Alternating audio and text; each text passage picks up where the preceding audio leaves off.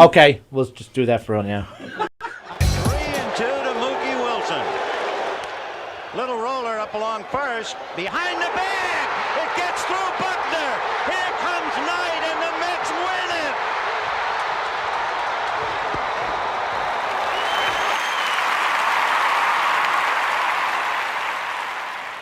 Hello, Tony. Mookie Wilson here, 1986 Mets. How you doing? Long time no see, man. Hey, man, I miss you guys, man, at Knockem Day Comedy Radio, man. I miss you. I wish I was still up there, man. But I'll wait till it warm up a little bit, and hopefully this year things will be a little bit better, man. But when we're talking about comedy, hey, the early years of Mets was a lot to laugh about. You had to make a lot of comedy off those guys. Hey, hope to see you guys during the summer, and hopefully you'll get back on the show, man. What will you experience at a Knockem Dead Comedy Murder Mystery Show? Suspense, excitement, love, more love, violence. Well, not really. And, of course, some music. Knockem Dead Comedy is the #1 murder mystery troupe, entertaining thousands of people for over 20 years. You have a great night or what? Good. Their hilarious murder mystery shows are full of audience interaction from beginning to end that will keep you laughing all night long. Their shows are not to be missed. Knockem Dead Comedy's murder mystery themes include a mob show, a redneck wedding, a high school reunion, a family reunion with a luau theme, or your own custom show. Johnny, you have a good time tonight or what? Had an awesome time. All right. You had a great time. KDC, that's what I'm talking about. Yeah, all right. Fundraisers, private parties, corporate events, restaurants, and more. Contact Knockem Dead Comedy for your event How do today. you say there, people? It's Johnny Brennan, creator of the Jerky Boys, also of Fox TV's Family Guy fame.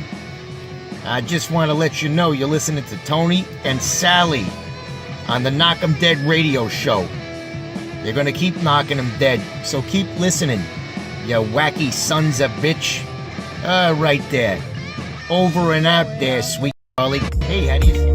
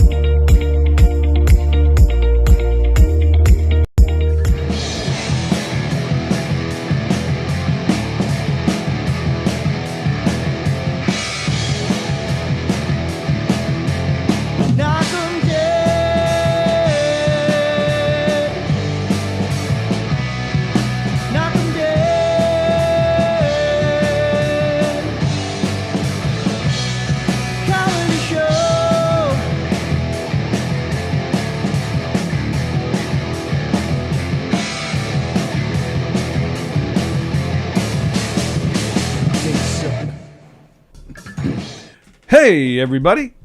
It is Wednesday. It is August. I'm going to go with 24th. It could be the 28th. It's the 24th. I know it was an even number. That's a big difference. I know. I was just going for even numbers. But what happened to the 26th? I knew it wasn't the 22nd because we already did that. 26. I don't know. Good morning, everybody. Welcome to the Knockem Dead Comedy Podcast. Yes, it's a Wednesday. We are here. It's very strange. Every week we do our show, and Wednesday's the day we're not here. And then this week we're not doing our show, but Wednesday's the day that we're here. Very weird. Should I do the logic pro, you think, or no? Do you want me to set that up or no? Nah. Okay. All right. Hey, everyone. So we're here. I'm going to explain what happened. So we plan on taking a week off here because, as you pointed out, I believe sometime last week, we only take 2 weeks a year off from here, from this station. Usually a week in August, and then usually the week between Christmas and New Year's. So that was what we were going to do. And as you guys know, we've been promoting our appearances at Jones Beach and us bringing comedians in to Jones Beach. So we've been trying to promote that quite a bit. And they have great bands there. And this coming Sunday is a Billy Joel tribute band called Captain Jack. And the man who leads that band, his name is Christian Macchio. So we set up an interview with him to promote the gig. So we tried to record an interview with him last week, and we were just going to air it sometime this week. But we can air it. We can stream stuff, while we're home banging.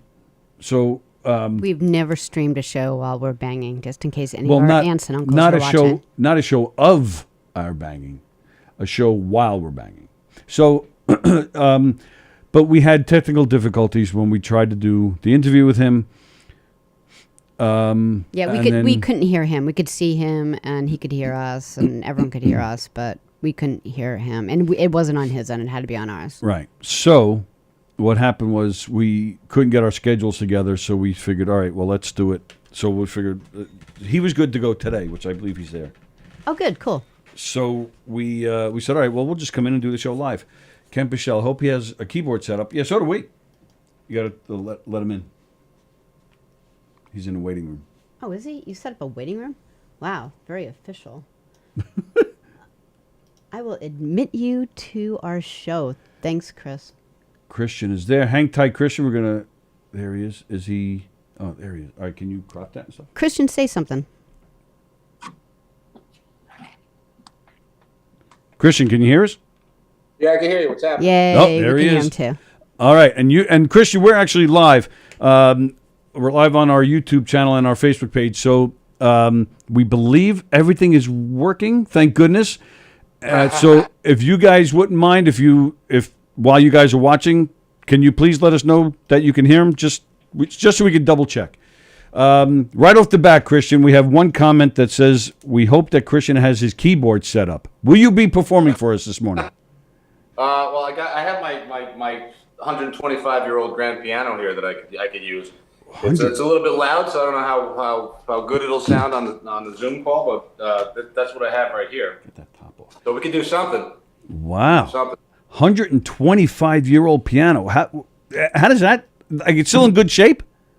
Yeah, well, they don't make them like they used to, and this is a German piano that was built in Europe in 1895, and the soundboard is original, the finish is original, but it was restrung with a new pin block, and the action was rebuilt, like new hammers and all the moving parts inside. I want to say about maybe 40 years ago.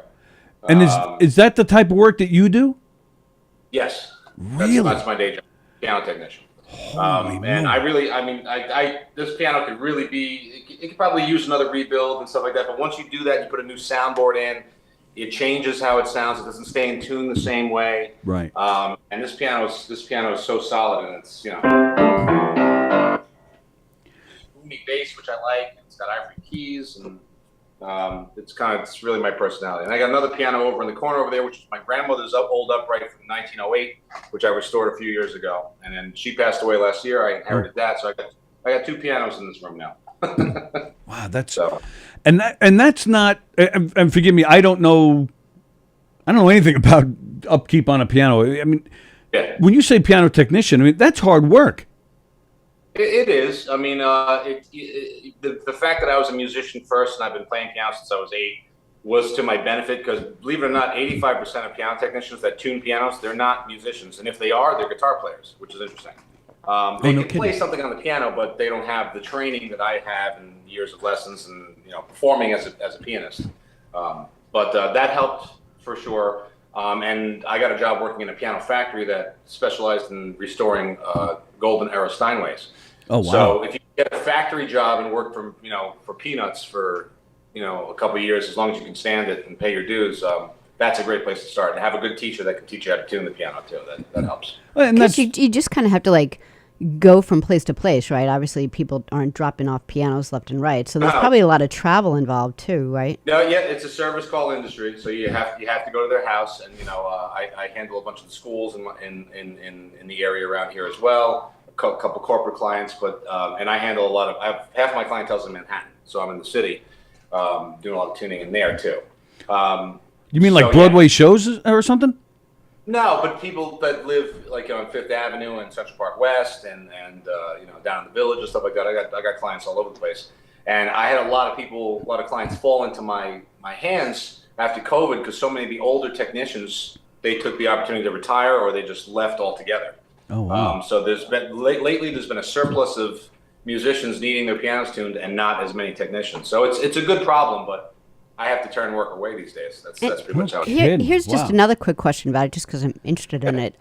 If you're obviously a violinist or a guitarist, you tune your own instrument. What percentage of piano players, like professional piano players, do you think know enough about pianos to tune it, or is it definitely something that you would be called to do? Nah, I mean, I've known maybe one or two private clients that attempted to tune their pianos in their home, and they did fine with it. But you have to have the right tools. And tuning a piano, I tune by ear still. A lot of technicians, they have a machine. It's called an it's called an AccuTuner by Sanderson. Or there's an app on the phone now because it's an app for everything. So they tune with the machine. The machine tells them when the piano is in tune. I don't like that. I like tune by ear. I trust my ear. I'm connected more with the instrument. But to tune a piano can take anywhere from an hour to an hour and a half to 2 hours. Oh, wow. How much work it needs. You get to do touch-ups when it's done, how well it stays in tune. So yeah, most piano players that are professional, they have someone doing it for them. And how long does it last? Because, I've been around violinists enough to know that it could change within the hour. Does a piano last 6 months or a year or something? Yeah, 6 months is like the average because it's the change of seasons that throws the piano out of tune. Humidity in the summer makes the soundboard expand. Pianos can actually go sharp. And then in the wintertime, the heat comes on, dries out the air in the home, and the wood shrinks. And that stretches the strings along with it, and that's what throws it out of tune. Heavy playing can do it too. Right. So it really comes down to the quality of the soundboard, the wood, how it was seasoned, which is why this piano, I don't want to rebuild it, because even though the soundboard has a couple cracks in it, it holds its tune like forever. I mean, it's literally been, I haven't tuned this piano in about 2 years. Oh, wow. I know some clients in the city with the climates in some of these apartments that I have to tune the piano every 3 or 4 months, and some of them are Steinways. So Yeah. it really has to do with the quality of the wood and how it was seasoned and, the climate the piano's in. And 3 or 4 months, that's called job security, baby. Yes. Like I said, yeah, no complaints there. But then, hey, how could the piano's not staying in tune? I think it's like my fault. I got to explain to them. Right. I bring a hygrometer with me, and I was like, hey, look at your humidity reading. Okay, when I was here last time, it was 22%. Now it's 67. That's not good. Look at you with the fancy tools. That's assurance right there. That's what that is. And you said before you don't like to use the auto tuner. You go by ear. So you must have perfect pitch or something to do that, right? I have close to perfect pitch. Nice. All perfect pitch means is like, I close my eyes and someone plays a note on the piano. I can tell you what note it is. Yeah. You don't have to have perfect pitch to tune an instrument. That's just it's honestly it's more of like kind of like a gimmick. Like I can tell, like I was able to tell, for instance, like when Billy started tuning down his songs in concerts. Yes. Just because of my ear, I was like, that sounds like a whole step down from what it was in, and that's just because I'm a geek and I know music. Perfect pitch or relative pitch, whatever you want to call it, and I could just tell. And it's kind of annoying sometimes because I don't want to notice those things. I want to just enjoy the music. That's like watching a movie and then watching all the background people and Yeah, the it is stage no Really- fun watching movies made with of rubber. I could tell it's not a real sword like that. It's like that kind of thing. Tony's son Zach are really into Zach graduated as a film director, and Tony loves movies, and he's worked as extras in film, and is no fun watching movies with them because they noticed everything. Like now I don't want to see extra, like, oh, look at that was a mistake. Like, I don't care, leave me alone. Yep. I used to be the same way. I mean, I know we talked about this last time, but I was an actor for a number of years. I actually went to school for theater, and I was the same way for a period of time. Well, yeah, we have to pretend that last time didn't happen because we had technical difficulties. So when we had coffee together, when we talked as friends, remember we were talking about Well, we're friends now, man. We're friends now. But yeah, all right, but thanks for the segue. So yeah, you're like a jack of all trades. Piano tuner, musician, actor. So yeah, you worked on, I think 24 was one of the shows that we noticed, right? Yes. Just to truncate, I was in Hollywood for about 7 years, and before that, I studied theater in college, and I did some off-Broadway stuff in the city before I moved to LA. I did extra work. I did extra work to start with to get a little extra pay and to try to get your SAG card because you got to get into the union to really get anywhere. That's right. It's hard because it's like winning the lottery. But I finally got into it, doing small parts and stuff like that. And 24 was one of the shows I was on. I was on in the finale of season 5, it was great. But you know what? I had to have a night job. I was the head bouncer in a nightclub, managing a nightclub in Hollywood, which was great. It was fun when I was in my 20s. And I was also playing at a piano bar in Hollywood. And I started getting older. I was like, you know what? I'm tired of drinking every night. I miss the change of seasons. I want to get back to the East Coast. My family's there. I want to get some sort of more steady, stable job, and maybe with benefits, and start a family. And I wasn't doing.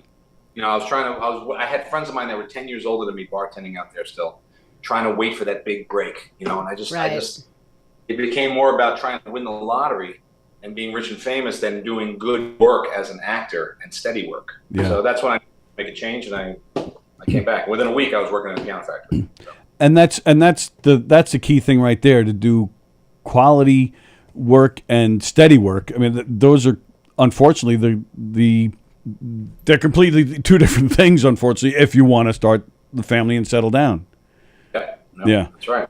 So all right, so 2 questions with living in LA. One, working on 24, was Kiefer a dick?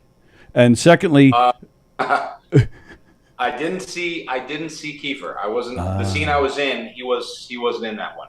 I had a scene with an actor named James Morrison, and Peter McNichol was also there. I don't know if you know him. He played. From Ghostbusters 2, but he was a regular in the show, and Morrison. He wasn't he the Kiefer Sutherland's boss, right? Yes. Yeah, older gentleman, right? That's him. Yeah, I know who you're talking about. Yeah. I was one of the FBI agents that was raiding his house, and we were doing like a search warrant type of thing. Any lines or no? Oh yeah. I had a few lines in that. Oh, nice. But you look it up. You could probably find it somewhere. I will. I love that show. So yeah, I'll. 24 season 5 finale, right? And then scroll through to the 3 minutes I'm on. I wanted to meet Ricky Schroeder because Ricky Schroeder was on that season, and him and I share the same birthday. And oddly enough, the day we shot the scene I was in was my birthday. Oh wow!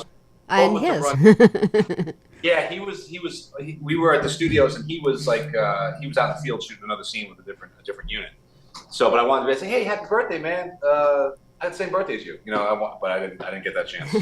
They brought out this big giant cake, everybody singing, and you were getting all excited. It turned out it was for Ricky Schroeder, that prick. Yeah, right.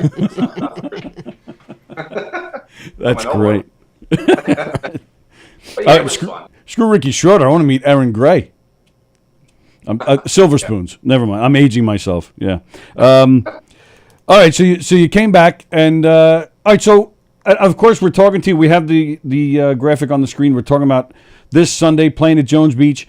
So you're a Jersey guy. How did the Joel thing come about? You're supposed to be Springsteen or Sinatra or something.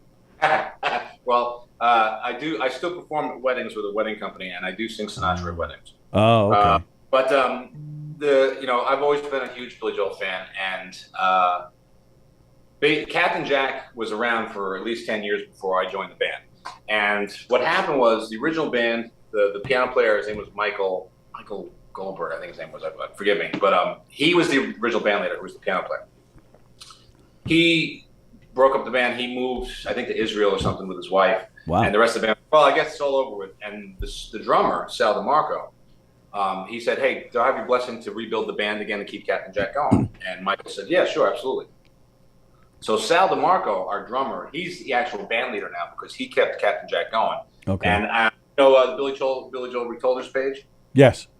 I've been a member of that for a long time now, and I think Sal posted something on there looking for piano player singer that's very well versed in the Billy Joel library catalog, and looking to build a Billy Joel tribute band. I was like, oh, this is great. This is something I've been looking for a while myself. So I reached out to him, and the band was based in Long Island, and I lived in Jersey. I was like, you know what? I don't care. I got friends out in Long Island. My best friend lives in Wantagh, so I know the island very well, and I had no problem with going out there to do gigs. And when I first started bands, we were doing mostly gigs out there. Now, 10 plus years later, we do more gigs outside of Long Island than we do out there. Oh, so it's wow. kind of interesting.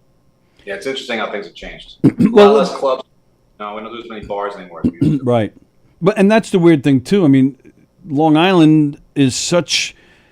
Do you feel it's oversaturated with Joel bands? Because I mean, there's a ton of them. No. No, I love them. I think they're all great. Oh, they're all great. Yeah. I feel the same way. They are all great. They all have their own kind of uniqueness to them. Do I think it's oversaturated? No, because quite frankly, the market dictates, who's going to get booked where by followings and all that sort of stuff. We've been very fortunate. We have a very good following, and we have repeat customers, if you will. We do a lot of the same towns every year, a lot of the same venues, and but it's definitely become more truncated, where we had stuff spread out more throughout the year, through the fall and the winter. We used to do more clubs and stuff like that. I don't know if you remember the Emporium. Oh yeah, of course. We used to do that, and we still do 89 North, but I'm not sure about that anymore. I'm not sure because they changed owners. So 89 North is really the only club that we do out there during the winter times. But we used to have more clubs like that and indoor venues too that we used to do during the winter time. So things have kind of changed a bit, where everything's been squished into the summer months. Yeah. Yeah, you're right about that. COVID anyway. So hopefully that'll change again. But and is this your first time at Jones Beach? yes, first time doing the band shell. So yeah, we're excited about that. Do you how does it work? Is it weird, or maybe you don't even think about it? Where like a place like Jones Beach at the band shell, they've been bringing in tribute bands for several years now, and David Clark has played there. Wade Preston has played there. You're coming in this Sunday. Do you even see the other guys, like the other Billy Joel bands? Like, is it weird if you're playing the beach and maybe like, do any of these guys feel like it was their room? Or do all you guys keep tabs of each other? Is it like that scene in Anchorman where all the Anchormen from the different channels have that big rumble?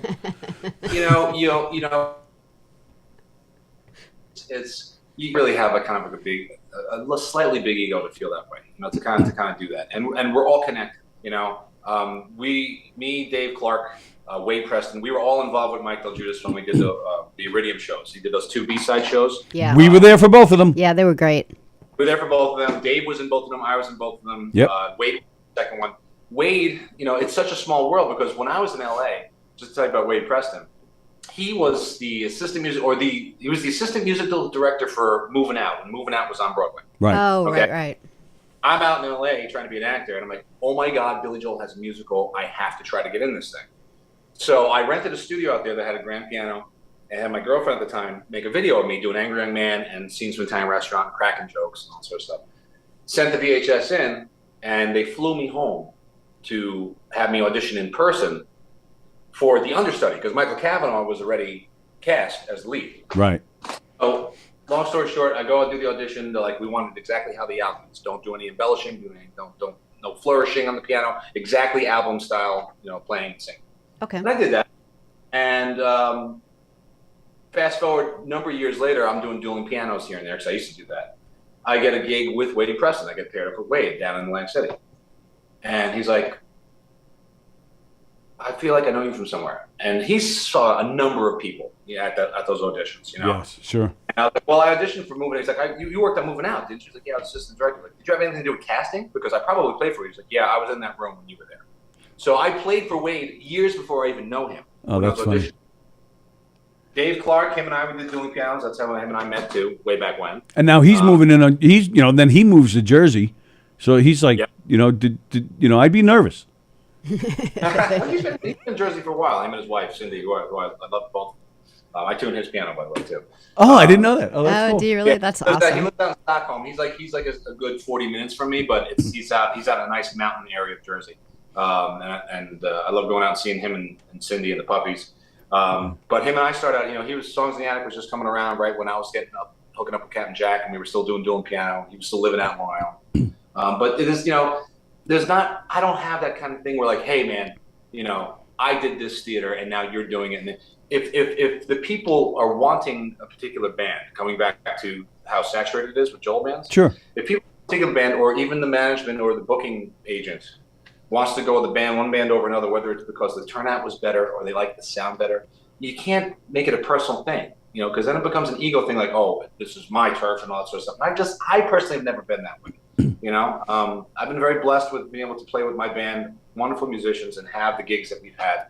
And I don't need to kind of like come across with that kind of attitude, I don't think. Yeah, we know. We're just messing with you. We're playing around, but we're friends with all those guys, so we were just messing with you. But it is cool though to see that you're a fan who's just having fun with the bands, and it's refreshing to hear that, because there's a lot of ego in our comedy world, and I'm sure in your music world, I'm sure you see tons of it. So it is refreshing to see that you're just enjoying the ride, and and I've heard that about you in the past, where you're happy for everybody who's getting their little piece, and you got your little piece, and everybody's happy. So that's cool.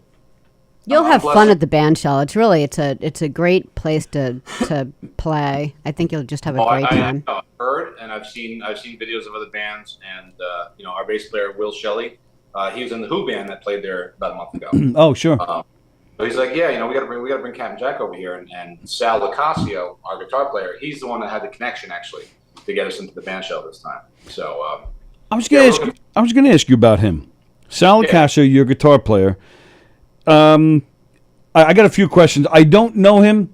I definitely going to introduce myself to him when we see you there on Sunday. I was looking at him all right, so we've seen him before. Does he still play with that Genesis band? Yes.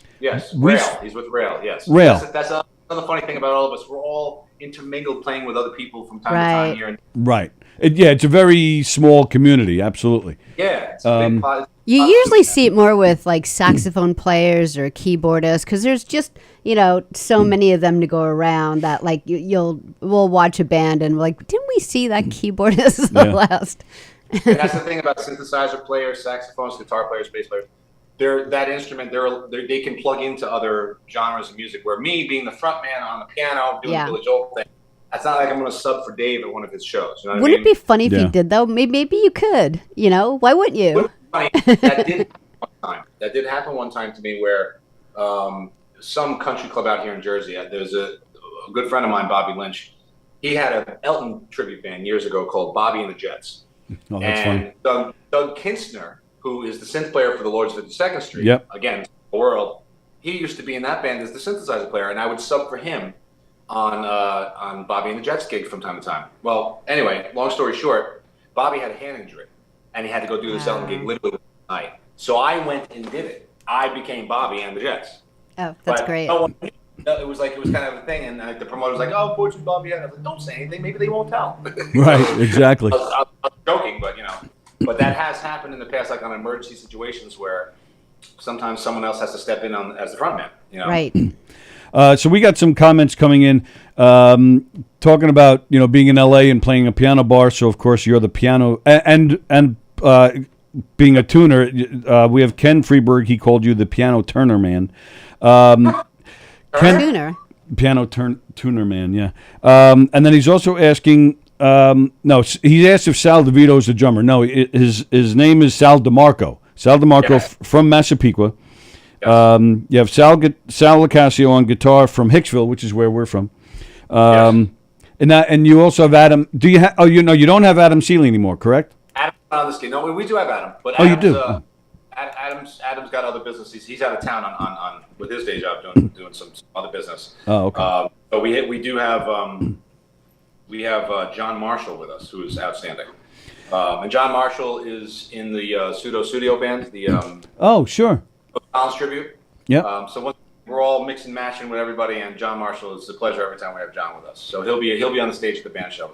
Oh, yeah, they're great. I've tried to get them on this band too, on this show too. And then Ken Pichelle, he's asking, didn't you sub with the Lords a while back? Is that true? Yeah, Okay. I did a few shows with them,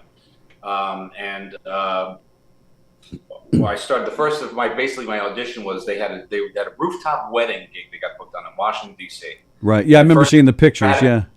Never had a rehearsal, and here I am walking in with my keyboard, Liberty DeVito on the drums and Russ Javers and Richie Canada there. I'm like, all right, I'm just gonna try to fit in and notes, sweating bullets, but it worked out good. Fortunately, they liked me and they had me come back. We did a huge concert up in Brantford, Connecticut, which was great. Turned out well. And then the last gig I did was at the Tillis Center, CW Post. Yeah. Like the November right before everything broke loose with the pandemic. And they've called me a couple times, but unfortunately, I'm already booked on other things, and I had to turn them down. So yeah, is that you would think it would be? It's probably easier than it sounds, right? Because you figure, all right, if I'm the Lords and I need somebody to fill in Billy's seat for the night, or even your band, you need a guitar player. Like let me reach out to somebody that plays in another Billy band. I don't think it's probably not as easy as it sounds to just join in another band that knows the same songs, right? If you're really familiar with the material and they play it, pretty close to how it's done, album wise, you should be able to fit in, and that was the case for me. Yeah. Was it perfect? No, because there's a groove that you have when you play with the same band over and over again. True. You know when this guy's going to breathe, when this guy's going to sneeze, and it's just something that comes naturally, Mm-hmm. So I didn't have that with the Lords as much, but I'm a professional enough of a musician where I'm able to do it, and we put on a good show, Absolutely, I'm sure. And that's a huge honor, and I'd be very happy to play with them again, And you mentioned the album shows with Mike Del Giudice.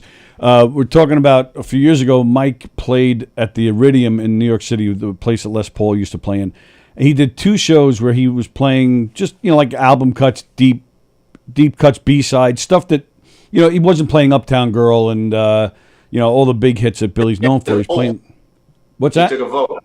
He put out a poll. That's right. Yeah. Shoulders page. People vote on what songs they want to hear, which was kind of cool. So, how is that when you're playing with all the? Because it was you and David Clark and a bunch of different guys who do Billy Joel shows. There was even a guy that came up from North Carolina, if I remember right. So is that like? Mike. Did you guys feel like you're all stars or something? Like doing we're the Billy Joel All Stars. We're gonna play for you. Or is it just cool to be with the other guys that are doing it? Like being a part of that club. Yes, yeah, it was definitely being part of the club a little bit. For me, it was I'm just honored that Mike recognized me as in my band as being one of the Billies, and being a part of it. And that first show, I didn't get to pick what song I was going to play. He's like, "You're going to do what was the song I did from the first album? I did Got to Begin Again. No, we did Falling in the Rain." Fall in the Rain, so sorry. That just fell in my lap, and I never played that song live or maybe a little bit practicing at home ever. So here I am, okay, I can do this, which was great because I like a challenge being thrown at me once in a while. So the first time I didn't really have a choice to do it. The second time when we did the second show, I said I'd like to do Temptation because that's a song that Adam and I do at a lot of our shows together. And then John Scarpula was also in that show. Right. And him and I did Where's the Orchestra, which was an honor playing with him. Sure. So I got to choose a little bit, but the one thing I loved about the first show is we did the Through the Long Night, and all the Billies, it was me, Dave, Mike Santoro, and Tommy Burns sharing one microphone, singing all the harmonies to that right. while on the guitar singing. That was pretty cool too. Yeah, I bet. All right, can we? You just mentioned some great songs there, and Ken Pichelle, he's down in North Carolina. He's actually seen Mike Santoro a few times, says he's great. Yeah. And Ken Pichelle has also been begging for a deep album cuts. You just mentioned 3 or 4 great album cuts. Okay. Any chance we can get one of those from you now? Yeah. Well, there's one that I like that goes good as a solo. And forgive me for a minute. I'm going to keep talking while I'm moving because what I'm going to do is I'm going to close the lid on this piano because, like I said, in this room on the iPad, and me singing without a microphone, it might get a little bit loud. So let me mute this a little bit to see what I can do. All right. Well, we appreciate you going through all the trouble. No, it's no trouble. It's already done. All right. Cool. Never mind.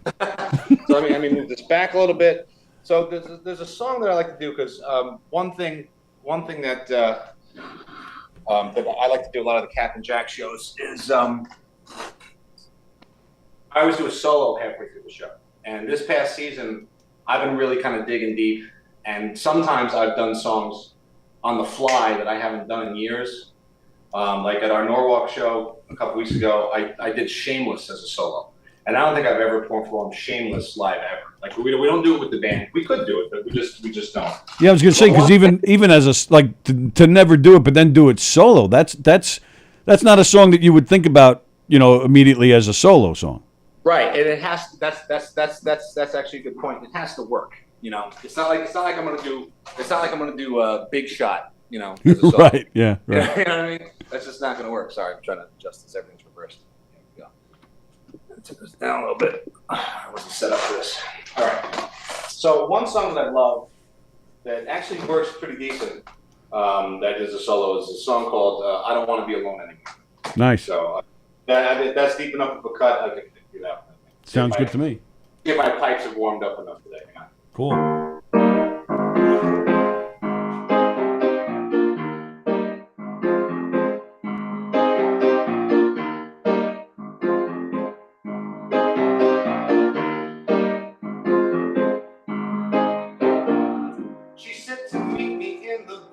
At the Plaza Hotel, wear a jacket and a tie.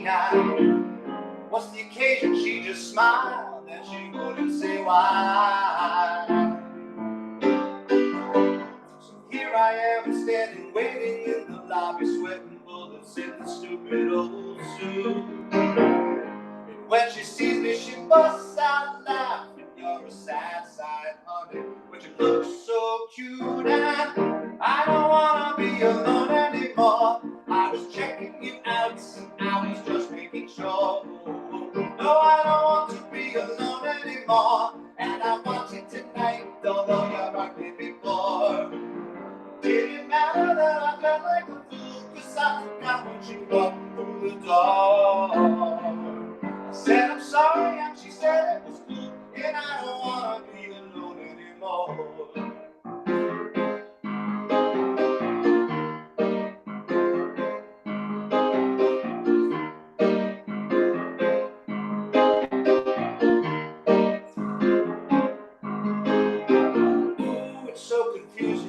Sides in the heat of the moment just to see if it's real. Oh, it's so erotic having you tell me how it should feel. I'm avoiding all the hardcore facts that I got to face. So ask me just one question when this magic night is through. Could it have been just anyone or did it have to be you? Will you still be saying I don't wanna be alone anymore? I was checking you out, I was just making sure. No, I don't want to be alone anymore. And I want you tonight, although you hurt me before. Didn't matter that I felt like a fool, cause I forgot when she walked through the door. I said I'm sorry and she said it was cool. And I don't wanna be alone anymore. Don't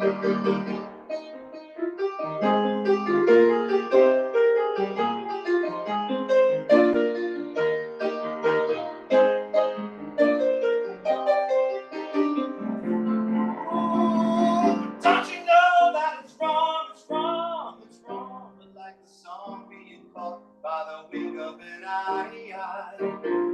I can't be sure we'll get along, but I'm willing to try. As long as you can tell me I don't want to be alone anymore. I was checking you out, I was just making sure. No, I don't want to be alone anymore. And I want you to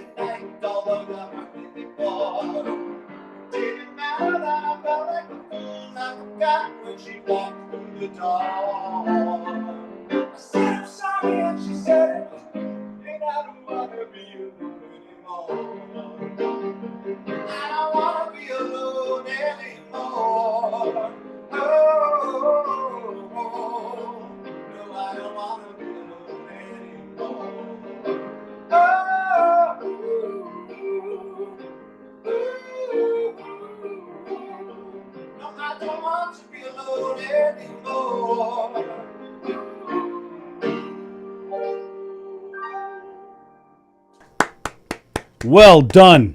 Yeah, one of my favorite songs too. So that was Thank you. a nice treat.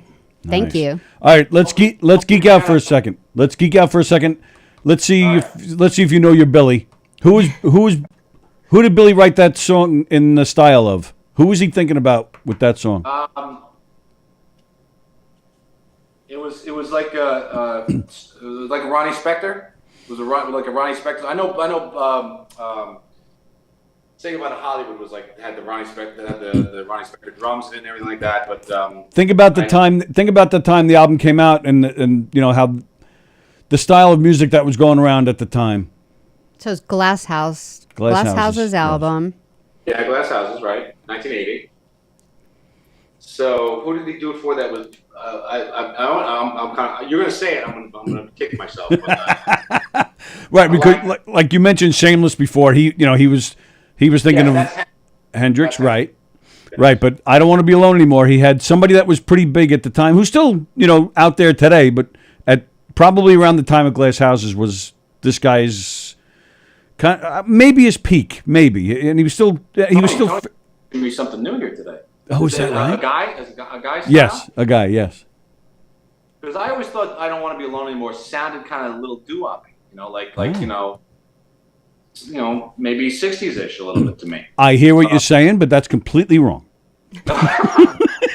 Okay, I'm all right with being wrong. I like learning new things, so I give up. Elvis Costello. Really? Okay, I can hear that. There's a lot of useless information in this bald head. No, but you know what? I could hear how he was singing in his voice. I can totally get that. Yep. Like Ellison. Right. Yes.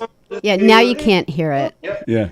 Yeah. Absolutely. And now I can't unhear it. Can't unhear it.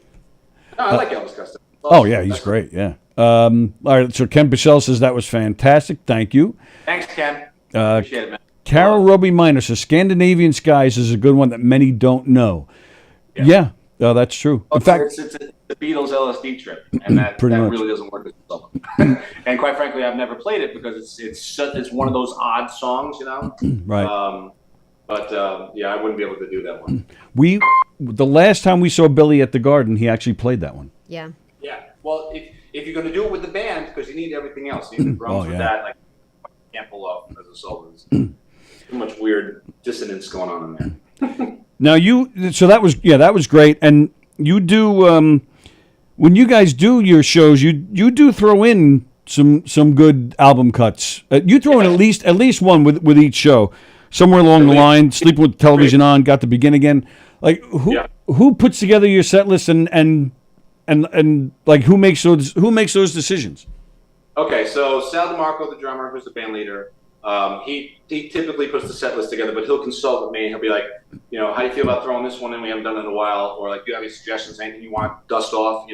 And to be completely brutally honest, it all depends on where I'm at, vocally too. Because if I'm having a little bit of a rough time, you got to remember something, and I have to remember this and remind myself. I've always been a baritone. Okay, I've always been a baritone, and now I'm a mid to late 40s baritone trying to sing songs that were written by a mid-20s tenor Billy Joel. Okay, so it's always been a stretch, even when I was younger. Sure. So if I'm coming off a long stretch of shows, or if I'm a little under the weather or whatever, there's going to be songs that we don't necessarily tune down, but I just can't punch it, well enough to really give it enough credit. So he'll check with me, like, how do you feel about doing this song? We haven't done it in a while. Do you feel up to it? I'm like, yeah, let's give it a shot. And then in the course of the show, if it's a rough night or whatever, we nix things. We sub stuff out. Which is what Billy does. That's what every band does essentially. But to answer your question, Sal typically does the set list, but he leaves the solo open to me. Whatever the solo is going to be, I choose, and that's why I've been kind of pulling these ones out. Like I started the season, we were in Valley Stream at the Valley Stream Band Show, and I did a song that I've always wanted to do. And I love this song, and it's from the Piano Man album. And I've never found a live version of him doing it, but a song called "If I Only Had the Words to Tell You." Great tune. I did that at a few of our shows this year, and it went over big. Like all the diehard Billy Joel fans were like, "Oh wow, this is awesome." Yeah, it's definitely one of like my favorite songs. Yeah, it's just a gorgeous song. I'll have to email you. I do have a bad audience recording of a live version of that song, but I don't think I don't know. I haven't listened to it in a while, but the last time I listened to it, it sounded to me like somebody just took him just on the piano singing the song. It sounded like the studio version, just without the band. It's him on piano. Exactly the recording you're talking about. Oh, really? It was the studio demo of the song, so it was just piano and vocals, and someone added in audience track. I know exactly what you're talking about because I found that one too. Son of a bitch. So I was correct. Damn, I was hoping I was wrong because I always wanted a live version of that too. What's that? I didn't hear you. Sorry. Oh yeah, right. There's you know what? To that point though, just not the tangent, but there is so many rough recording stuff. Have you ever heard the original version of Nocturne with the lyrics? Yes, I have. That's dark. That's really dark. Yeah. It's a good thing you get the lyrics. But I love that. You know why? Because that's the thing about songwriting. If you really appreciate what an artist is doing, yes, a particular version of a song might not be marketable, but for you as a musician, enjoying a particular artist's music, saying, you know what, this is him working it out. This is him figuring, like the My Lives box set. Yeah, of course. I love hearing those earlier versions of songs that became other songs. And Billy said in an interview, like, that's like, stems and seeds, man. You're not supposed to smoke that stuff. But to me, as a Billy musician and a piano player that was inspired to play by him, I love hearing that because that's him working it out. Yeah. Right. I love that stuff. Man, I'm with you. The whole process, the demo, and I do the same with comedy. I love to hear the comedians here how they worked out a joke, how they thought of it, how they got there, what help they got. Same thing here, like the demo of a song, how it progressed, and then even sometimes when they're playing it, for a few years, it progresses even more and it develops. I love that whole life process. Yeah, sure. No, I totally get it. I love to see the polished version, but I love to see where it's coming from too. Yeah. You love it more, like you appreciate it more. Yes, and that's like I said, that comes down to the difference between being a fan of the artistry and taking a piece and seeing if it's marketable. That's business and art, two different things. And very hard to mesh together successfully.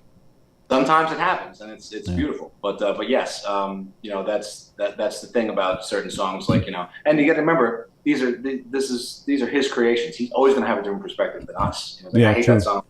Like we love Captain Jack. It's the name of our band. I love that anthem. Billy me hates too. it now.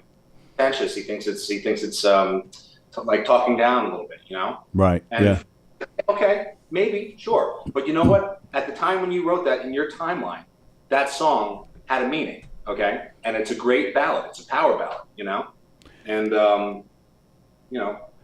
you're going to have, some people, like I said, other people are going to have a different perspective from him. With this song. Well, and it's interesting you mentioned Falling of the Rain because he, and you could see it on YouTube, he did a Q&A back in 2015 where he starts to play that song and he can't finish it because he hates it that much. Oh, my goodness. Yeah.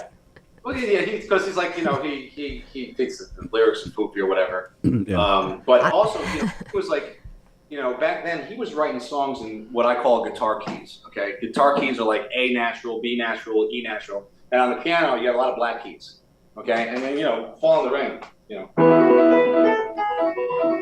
it's constantly moving. So if I got to juggle around white keys, black keys, and make sure my big long fingers don't trip over each other. It makes it even more difficult. Where like C, and E flat, G, even B flat. Those are nice, comfortable keys to play in on the keyboard. But he's writing stuff in A and E and B nat. I'm like, and then you make it just like all this, like right. So thank God he did that in F. So right. that's an easy white key to play. But that's genius. That's also genius, Yeah, true. Ken Pichelle says these Rhinestone Days that became quite an improvement. And then he says, shocker news here, but I can't believe Billy doesn't love Cold Spring Harbor as much as I do. Ken Pichelle actually wrote a song about the album Cold Spring Harbor. That's how much he loves that album, which is a little scary if you ask me. Let's see, Carol Miner, don't you wish he would write maybe one new song that would bring in some of his classical sounds? Yeah, I think Billy Joel fans will take anything at this point. I don't know. Yeah, I kind of agree with him. Why is he writing anymore? And you got to remember, he hasn't really wrote anything pop, since River Dreams, Right. And he's interviews like, I feel like I've had my say. And you know what? God bless him. Yeah, absolutely. He's still performing. He gets to still perform his catalog, and he realizes he doesn't need to keep pumping out what he's doing. And you know what? People change. Artists change. You know, your perspectives change and your motivations change too. You know, and he said, I knew. I'm gonna give you a little bit of an emotional story here, but I knew when I picked up the River Dreams album, and the last song on the album was Famous Last Words. I knew he was done. I knew then he was done. And I even have a hard time playing that song today because I get choked up. Really? But it's kind of like, yeah, it's a weird thing, Tony. I don't know. Like, I've never played it live because I don't know if I can get through it because it's literally like he knew he was done. And he said that in interviews too, but I knew it just listening to it. I was like, we're not getting another album out of that. Wow. You know? And so that even just talking about it now, I get a little choked up about it because that's what that song does to me because I know what it meant to him, you know? So just a little interesting. We didn't mean to upset you there, Christian. What? How many? Not counting like greatest hits and stuff, but how many albums are there? 12. 12. I mean, you think about it. The man wrote 12 albums, and there's no bad song. Like there's. I mean, a typical artist will have 3 or 4 different albums, and maybe there's like 3 hits or things that you want to listen to. Every album's just perfect. Give us your least favorite and your absolute favorite Billy Joel tunes. It's so difficult. That's a tough one, yeah. All right, so Ken is probably going to hate me for this, but You Look So Good to Me, I can do without that. Okay. You know, from Harbor. Yeah. That one always comes to mind, but there's gems on Cold Spring Harbor that I love too. You know, my favorite, it's impossible. It kind of comes and goes, you know, but one that always sticks out is All for Lena. Oh, nice. Oh, yeah. Yeah, that was probably one of my favorite songs on Glass Houses. Yep, absolutely. Yeah, and Glass Houses might actually be my favorite album. It might be. Yeah, one time, I forget, I might have been Del Judas, I can't remember, but he was doing a concert at Burns Park in Massapequa, or I think it was him. And I'm enjoying the whole concert, and I had way too much Diet Coke, and I had to go to the bathroom. And I was like actually kidding to myself. There's no good song to go to the bathroom on a Billy Joel set list. And so I'm like, all right, I'm just going to have to take the chance. And all of a sudden, like, All for Lena, I'm like, are you kidding me? Like, I'm in the bathroom and I could hear him. I'm like, are you even kidding me? I was so mad. Could you at least hear it from the stall? Oh, yeah, I could. But it was like, I laughed because I said it out loud and other women were in the bathroom. I was like, are you kidding me? Has to be this song. Well, All for Lena, I just love how it's driven. And again, musically, yeah.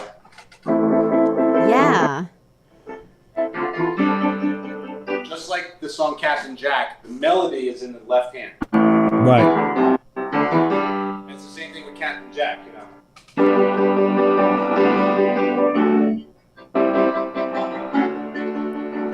doing those, block chords in the right hand. That's Beethoven. That's Beethoven influence. So that's interesting. Thanks for that. That aspect of that aspect of the songwriting is one thing that I love with that because I grew up studying Beethoven.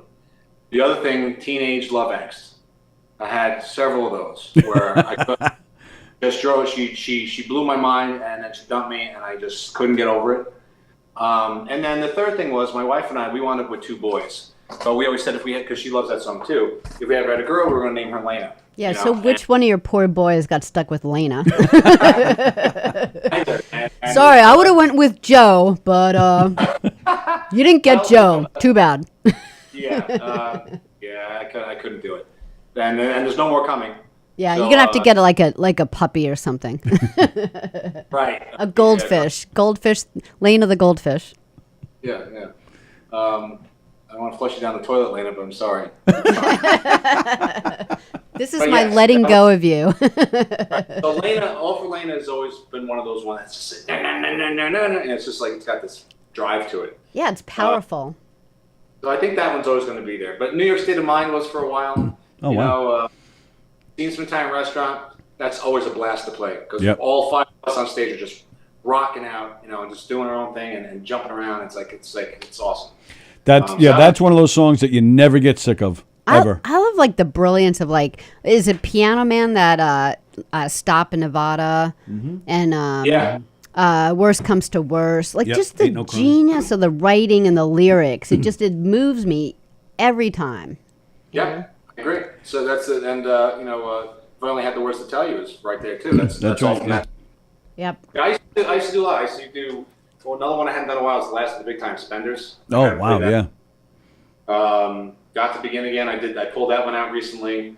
In high school, I did Tomorrow is Today. Oh, wow. Nice. Yeah, and so I try to do that. I try to challenge myself. And even Honesty. Like, Honesty is such a great song that you don't hear anymore. And a couple seasons ago, I brought that out. I was like, I'm going to start doing this because this came out. It was a hit. It was on the radio all the time. Oh, yeah, yeah. people love that song. I don't know when was the last time Billy played it, I mean, I have to tune it down. I have to tune it down a whole step in order for me to hit the notes. But there's nothing wrong with that. No, of course. So, yeah, there's many. I'm trying to think of another one like what you're talking about that just got a great sound to it. Like, my oldest son, his name is Ian James, and we named him Ian James. We like the name Ian, but the James part is for two reasons. He was partially named after my grandfather, who was Leo James, and James the song, which I love. Wow. And started doing that. I used to do that as a solo once in a while on the Blue Moon. This past year, me and Adam started doing it, just him and I. And then I said to the rest of the band, I was like, Will, can you learn the bass part to this? Because I love this song. That song stands alone, like in the whole catalog to me. There's a great bass line in that song too.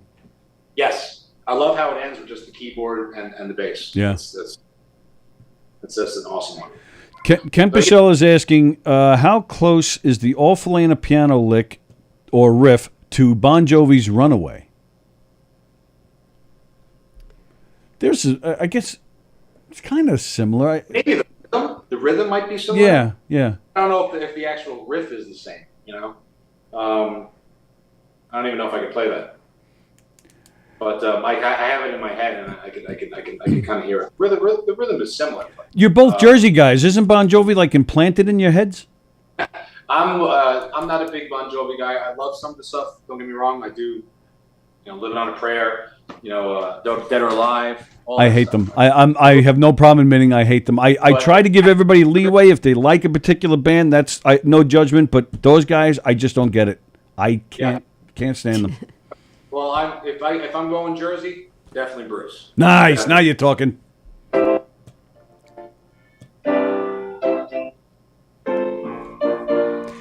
can play this stuff until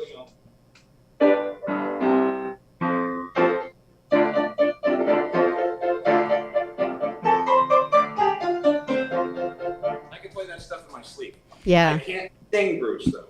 That's the only problem. Like some Bruce I can. But like that, 10th Avenue Freeze Out, like, like right. I do that in the show and blow everything out, and then the rest of the show would be shot. It's just some people I can't emulate. The home video, Bruce Springsteen live from New York City, that version of 10th Avenue Freeze Out, one of the best performances of any song ever. There, I said it. Star in the band. I mean, how perfect is that? It's awesome. Awesome. Love that. Oh my goodness. It's fantastic. First time I ever saw Springsteen was that tour, and I had ninth row center. It was a religious experience. I'm still not over it. Yeah, it was unbelievable. Yeah, he's definitely one of a kind, and he's still doing it, man. And they came up together, They Right. came with Billy and Bruce. They were sowing their wild oats and coming up the ranks, all around the same time, So it's the 100th show at Madison Square Garden, right? When he had him as a special guest. Right. Yes. Couldn't have picked someone better. Couldn't have picked somebody. Yeah, you're absolutely right about that. All right, I got just a couple more questions coming your way. I appreciate your time today. Love it. Yeah, this is cool. All right, just a few things. So are you currently? We were talking before about band members interchangeable playing with each other. Are you currently in any other bands? Do you play anything? Any other stuff? No. Okay. Like I said, I still work. I do work for a wedding company that next year is actually my last year. I'm going to be doing that. Not for any particular reason. It's fun. It's great. There's a lot of time involved in it. Because I'm also the MC. So I when I'm not doing Captain Jack, I'm busy doing weddings. Yeah. So that's really the only other alternative thing I do now. Once the holiday season comes around, I have a bunch of private parties I do. Holiday parties like in house with the piano, or the keyboard. But right now it's basically just Captain Jack and weddings, and Because like I said, for me, you know, once in a while I get a call to sub. I get calls actually frequently to sub for people. You know, like on keyboard for this, you know, keyboard for that. Sure. And I'd be very happy to do it, but it's always fallen on a date when I'm already booked. You know, either on a wedding or a Cap and Jack gig. You know, so that's usually the case because I always like to help people out. Sure. You know, but or if they want me to come to Massachusetts, then it's like for $100, I'm not driving to Massachusetts for $100. yeah, right. You know? No, Sorry, and but the money- nothing wrong money's with being factored. booked. What a shame it is. Sorry, I'm booked. Sorry to be so busy. Yeah. All right, so tell us. Let's see. Do you have like the weirdest or craziest thing that's happened to you from being on the road playing gigs? The weirdest thing that's happened to me from playing gigs. Maybe you might not. Maybe you don't have one. I just. Well, I mean, I've had my keyboard bench break in the middle of a song. Oh. Oh, wow. Did you fall on your ass? No, because I. Were you It was 300 part of- pounds? What the hell? It was part of the song where I got up and started playing standing up, and I kicked it back, and then when I went to go set it back up again, it was a pin had broken. You know? Oh, no. Ah, So I so was like, you- you know, somebody give me a chair, please, a chair immediately. You know, sometimes they brought up like, you know, some sort of a dining room chair or something. You know, and I had to do the rest of the show. so that goes back to your bouncer days from kicking ass, man. There's no messing with Yeah. you. You break piano benches. You're That's throwing furniture everywhere. yeah, really. I'm scared. The only ass I could kick these days. Yeah, you know, another time I had brand new keyboard. My keyboard it was a keyboard that I wound up getting rid of because I got pissed off at it. But not even a year old, and we're doing Big Shot, and the power supply goes. So I'm playing, nothing's coming out. I'm holding onto the microphone singing. I'm reaching around the side, trying to unplug it and plug it back in, turn the power on, power up. Meanwhile, half the song is no piano. Finally, it started working again, and I was able to finish the show. You know, I waited like 4 more songs or whatever to the end. Oh. That was, you know, that gave me a heart attack. Yeah. Yep. The thing you can't do the last 4 songs. Piano Man, probably the ending song, right? You can't, and you don't even have a piano to sing Well, it on. everyone just sings the words to it anyway, so maybe they wouldn't have noticed. I mean, weird stuff. I mean, I'm sure there's been plenty that I've just forgotten, you know? Yeah. But have I ever told you, like, you know, how me being a bouncer got me to meet Billy Joel for the first time? Did I ever tell you that story? Oh no! We were not aware that you've met the man. So tell us all the times you met the man. So I'm out in LA, and I'm the head bouncer at this club called CineSpace, and we used to do. It was a cinema draft house as well as a club. So a lot of film, you know, up and coming film directors would come and screen their films and have like an after party at the club. We also had wrap parties for Hollywood films and stuff like that. So I saw a lot of celebrities coming and going. Nice. And when it wasn't a regular club night, the bouncers would all wear suits and ties, and we all had an earpiece with a radio attached, right? So it's the night Moving Out is opening up in LA at the Pantages Theater at Hollywood and Vine. Sure. Okay. So I had connections out there. This is when Billy was with Katie Lee still. I don't even think they were married yet. I think they were still engaged. Me knowing people around Hollywood and the Hollywood Vine Club where the after party was, I got on the list to get in. Nice. Okay? Not a big deal. I'm also on duty at the club. So I walk down there. I know when the show's letting out. They got the red carpet set up. You know, I come down there in my suit with my earpiece. So I get to the door. Hi, hey, Christian Macchio. I should be on the list. Hey, no problem. Come on in. Hey, how you doing? Good to see you. You know, I knew the guy who was doing the list. I go inside, and there's like a big, long, curvy staircase that goes up to the second level where the VIPs are, where Billy is and all the other celebrities, you know, and the buffet and everything. So there's a security guard standing at the bottom of the stairs. I just walk to the stairs with a purpose and point to my earpiece, and he nods at me, and I walk up the stairs because he thought I was part of the security team. Nice. So me having my earpiece with my radio and acting like a upscale bouncer got me into the VIP section where I first met Billy Joel. So interesting story, a little bit. It is. I think it's I like it. interesting. But yeah, you know, I always thought that was funny. That's when I got to talk to him a little bit about songwriting, but he was getting tugged in all directions, so it was hard to really get him. But there's a picture of me of him and I from that party that I probably posted on Facebook that Katie Lee actually took. Wow, that's pretty cool. Oh yeah, that was a fun night. That was surreal. Did you that's see? probably the best. Did you see the other night they had a private screening of this new? Oh my God.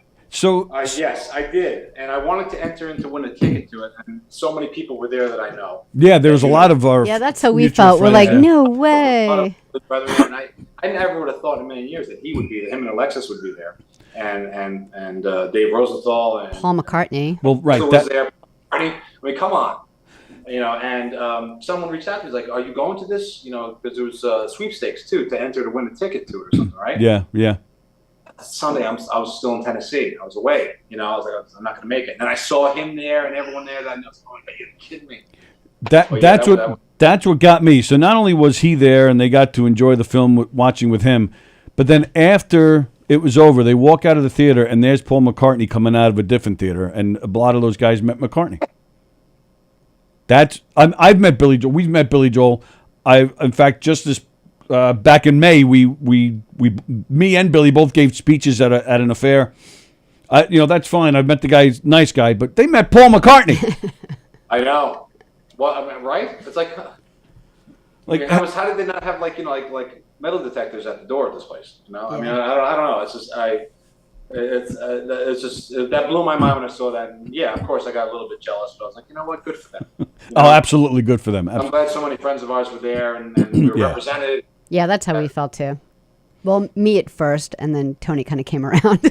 Like I was like, "Oh, that's so good for them," and Tony was like, "What the?" I was happy about the Joel thing. I was mad about the McCartney thing. I was like, son of a bitch. Sandy Lipple, of course. Sandy Lipple. Sandy Lipple's wearing a Paul McCartney T-shirt, and there he is. Son of a bitch. Awesome. All right. So before we go, I have to ask. Tell me, what's the deal with the last name? So it's not Macchio. Okay, so I used to speak fluent Italian because I am Italian. I took Italian for 4 years in high school, and Macchio is the proper Italian way to say it. Okay, and Macchio is the personal form of macchiare, which means to stain.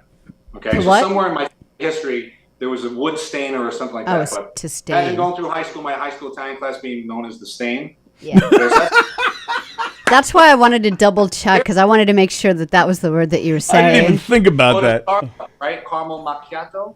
That's another version. That's another variation of the macchiare name. Macchio is the I form, I stain.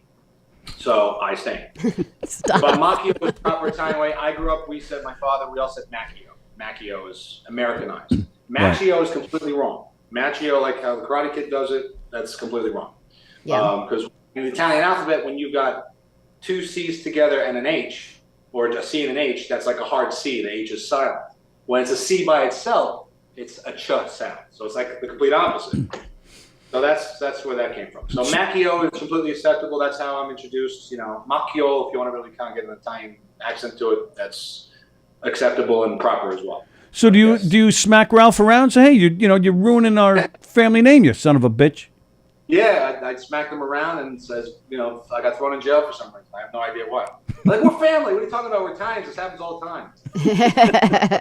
Yeah, I don't know. That's the thing. People are used to that, how it's pronounced. So. Well, yeah. I mean, I thought that for years. I thought that's what it was. Yeah. Okay. So, what's that? That's okay. No, it's not okay. I don't want people going around saying walk ye or walk air or. Walk. It's like if I might do it, walker. It's like a French thing. That's way too sophisticated for me. Yeah. So Walker seems American to me. Yeah, I like it. Or if you want to go German, be Volker. that sounds like a curse word or something obscene. All right, so we're gonna tail-head it out of here. This Sunday, Jones Beach Boardwalk Band Shell. Sallie and I will be there. I'm going to have the pleasure of introducing you and the band on at the show. We're going to have a comedian do a few minutes before you guys come out. Her name is Michelle Fox. So we're going to have a lot of fun. Those guys are the best over there. Guy Brogna, Rick Eberly, they're the guys that put it together there. They're GNR events. Even their sound guy, Pete, is fantastic. You guys are going to, you guys watching are going to love it. Christian, you're going to have a great time there. There's going to be a big crowd because, Long Island, they soak up the Billy Joel stuff. So, yeah, it's a great atmosphere, beautiful night right on the water. So we're really looking forward to it, looking forward to hanging out and seeing you. And it's going to be a lot of fun. So we appreciate your time today. This was great. It was a pleasure, Tony. Thank you, Sallie. Thank you guys so much. We're looking forward to it, too. It's going to be a great show. And we will see you guys there, man. Thank you so much. Thank you, pal. We'll see you. Take care. Bye-bye now. All right, so you guys, just as a reminder, this show is free. You just gotta. They have bleachers. You want to sit on the bleachers, or if you want to bring your lawn chairs, they have plenty of room. Bring a cooler. Once again, Michelle Fox will be opening up, and it's just going to be a great night. And don't forget, this Friday we'll be there as well. There's going to be a Fleetwood Mac band playing. There's going to be a Tom Petty band opening up, and we got Mario, our buddy Mario. Mario will be doing not saying bad words. Not saying bad words. They're all clean shows, family friendly. Mario Bosco will be doing a few minutes on Friday, opening up for the Fleetwood Mac show with the Tom Petty band as well. So there you go. Just a quick reminder: go to govs.com to check out the schedule, find out what they got going on, and get yourself some reservations to some great shows, including ours, October 28th, Knockem Dead Comedy in the Giggle Room, performing an 80s theme murder mystery. It's a costume contest just in time for Halloween. There'll be a murder just in time for Halloween. You get to solve it. There's going to be music. It's going to be a great time. It's going to be a lot of laughs. So hope you guys can join us then. And then lastly, before we head on out, just a reminder, we are not on the rest of the week. I know we oh, is he still there? Oh, you're getting rid of him now? Once again, we thank Christian Macchio. That was great. Very talented guy. Oh, we should have had him play again before he left. Oh, well. Yeah, so we got emails, of course. Beansy was asking. Liz Batapede was asking. They're like, where are you guys? We don't see you. We've been off this week. We were only in today. Today's our only day here. We're taking the rest of the week off. Oh, that's off, right? Okay. We're taking... Hi. I don't know if you can see us. He can't see us, right? Christian's son was just looking in the camera. Okay, so don't get rid of that. Or sign out. So, so we're off the rest of the week. There is no Green Room show on Saturday. Sallie and I just taking some time off to be with our brats. But we will be back on Monday. Back to normal on Monday. So that's when we'll see you next, unless you come down to the beach. Once again, Friday and Sunday we'll be at the beach. And we're giving out, we got Gov's Comedy Club podcast pens. We got air fresheners. Now... something new that we haven't had at the other shows, we have guitar picks. Gov's Comedy Club Podcast guitar picks. Ooh. We're going to be handing all this stuff out. And, of course, more free passes to the club. So if you'd like to see a free comedy show at one of the 3 great Governor's comedy clubs, come on down and hang out with us. Get yourself a free pass and some other cool stuff and some laughs. We'll be there all night, so you can hang out with us and say hi. And we'll say hi back. Thank you, guys, for hanging out with us today. Enjoy the rest of your week. We will see you back here on Monday. See ya.